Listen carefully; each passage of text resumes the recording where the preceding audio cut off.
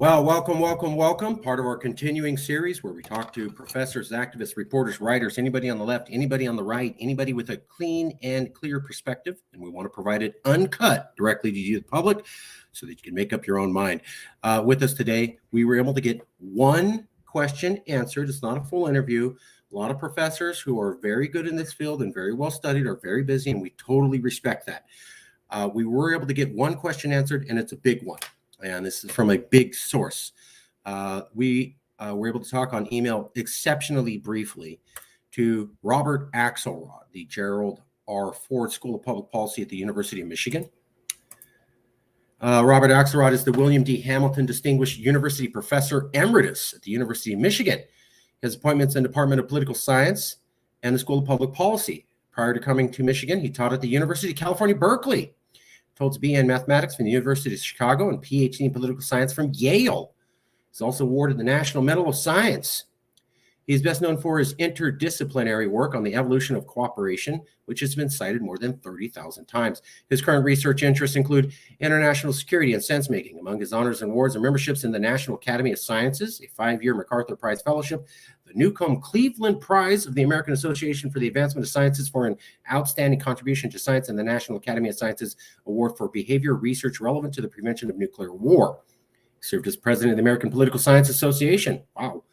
And in 2015, he was awarded an honorary Doctor of Laws degree by Harvard University. I've never even heard of Harvard giving out honorary doctors of law. Wow. You normally have to go to the school to get that. You've got to be pretty damn smart for them to just give you one.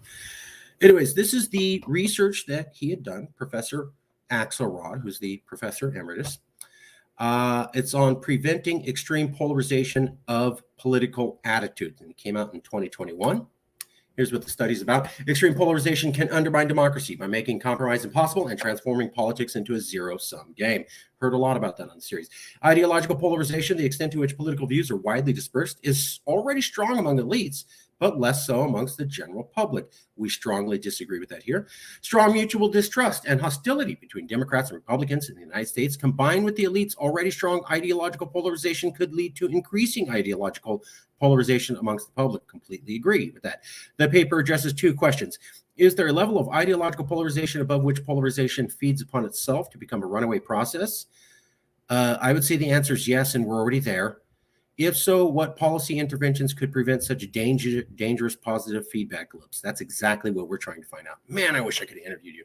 To explore these questions, we present an agent-based model of ideological polarization that differentiates between the tendency of two actors to interact, exposure, and how they respond when interactions occur, positing that interaction between similar actors reduces their difference, while interactions between dissimilar actors increases their difference. So this gets back to we're going to fix polarization in America by having everybody go and meet each other and have interpersonal relationships and get to know the other.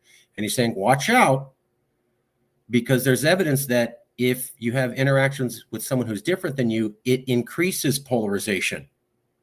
This is another person who's pointing out, watch out, because maybe if you interact with this other person and you're trying to fix democracy, you may increase polarization. So I asked him, do you think political polarization has become worse since you published this article in 2021? And this article is in 2021 about ending political polarization. 2 years later, most of the questions he's asked are already answered.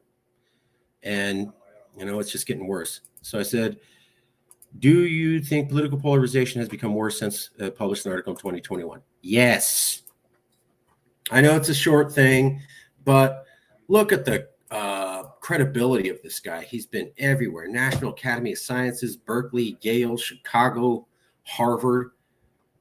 And when he says, I studied political polarization, I studied how to fix it 2 years ago, and it's only gotten worse since then. Not a good sign. We'll leave it there. I know it's a small data point, but it's a data point from a very distinguished professor who we should all listen to. And we'll leave it there, and we'll bring you back with more information soon. Thank you.